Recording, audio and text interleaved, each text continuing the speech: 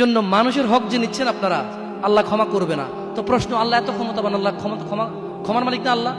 আল্লাহ এই ক্ষমতাটা তার বান্দাকে ভালোবেসে দিয়ে দিছে। হ্যাঁ বান্দা নে, তোকে দিয়ে দিলাম এখতিয়ার, আমি আল্লাহ মিথ্যা কথা বলি না। তোর হক যে খাবে, তুই মাফ করলে সে মাফ পাবে, আমি মাফ করবো না। আমি দাখিলি দিব না জায়গায়, কি করবে না? আমি না কি গোলাবো না। লা ইলাহা লা ইলাহা ইল্লাল্লাহ, সুবহানাহু, তিনি পবিত্র। তো তারা চায় তোমরা মদ জুয়া নেশায় ব্যতিব্যস্ত হয়ে থাকো, নামধারী মুসলিমরা চায়, মুনাফিকরা চায় এটা। কাফেরদের দোষ দিয়ে লাভ নাই, 90% মুসলমান দেশ, আপনারাই তো বলেন। তা কাফের কি করে এখানে?